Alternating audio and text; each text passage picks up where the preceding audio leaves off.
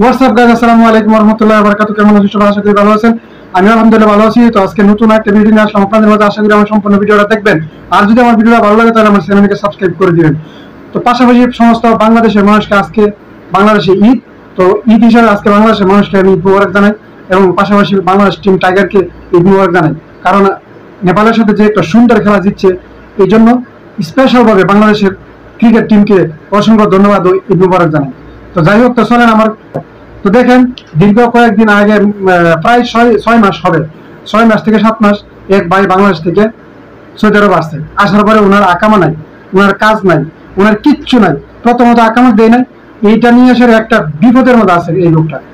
এইটা আকামা নাই, এটা নিয়ে এসে অসংখ্য একটা মানে বিপদের মধ্যে ওই লোকে আছে। তো কালকে ওই লোকের সাথে আমার দেখা, ওই লোকে আমি জিজ্ঞাসা করলাম, ওই লোকটা গতকালকে তো ঈদ গেছে সৌদি আরবে। তো লোকটাকে আমি জিজ্ঞাসা করলাম, ভাই কি অবস্থা, আসেননি ভালো? মনটা দিয়ে আপনার মন মরা হয়ে বসে রয়েছেন। তখন ওই লোকটা আমাকে উত্তর দিল, প্রতি উত্তরে বললো যে ভাই মনটা ভালো না। কেন মনটা ভালো না ভাই? মনটা ভালো না এই জন্যই যে আমি আমার ছেলে মেয়েদের জন্য আমি কিছু পাঠাতে পারলাম না। ঈদের কেনাকাটা করার জন্য আমার ফ্যামিলির জন্য আমি কিছু পাঠাতে পারলাম না। এই কারণে আমার মনটা আজকে ভালো না। তখন আমার হৃদয়টা কেঁপে উঠলো যে আসলে একটা ভাই, প্রবাসী একজন ভাই এত কষ্ট করার পরে এই সৌদি আরবে আসা, এত কষ্ট করে সৌদি আরবে আসছে, জমি জমা বিক্রি করে আইসা স্যারা এখানে হতবাক হয়ে গেছে।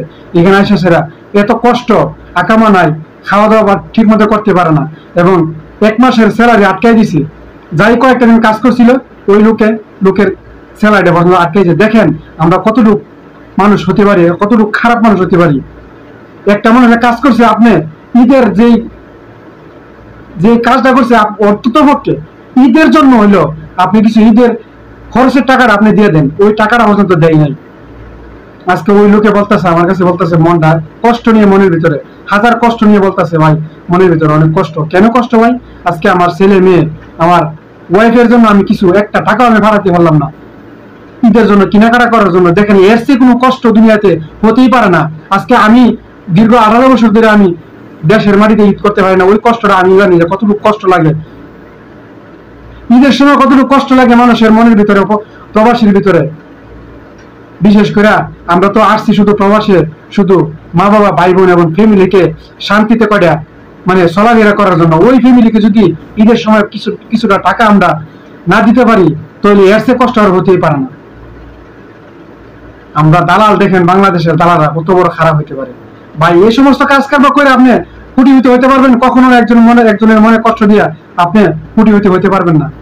ওই ভাইটার মনে আজকে কতটুকু কষ্ট, আপনি যে এই যে টাকাটা দিলেন না, ঈদ গেল, একটা ঈদ গেল, ঈদের মতো আনন্দ মুসলমানের আর কিচ্ছু হতে পারে না।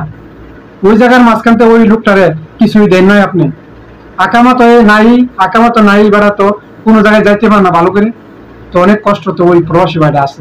তো যাই হোক, আমি কিছু হেল্প করছি, আমার পাশে থাকা আরেক ভাই কিছু হেল্প করছে। যাই হোক, এরকম যার যার জায়গা থেকে কিছু সংখ্যা মানুষের জন্য আজকে আমরা এইভাবে মানে অবহেলিত।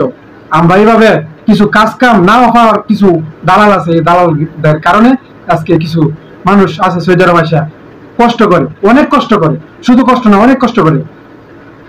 তো যাই হোক, প্রিয় দর্শক শ্রোতা ভাই বোন বন্ধুরা, আপনারা যে যেখানে থাকেন না কেন আমার ভিডিওটা দেখবেন। অবশ্যই যদি ভালো লাগে তাহলে আমার চ্যানেলে সাবস্ক্রাইব করে দিবেন। তো সবাইকে ধন্যবাদ সবাইকে আবারও ঈদ মুবারক জানায় আমার ভিডিওটা এই পর্যায়ে শেষ করলাম। আসসালামু আলাইকুম ওয়া রাহমাতুল্লাহি ওয়া বারাকাতুহু।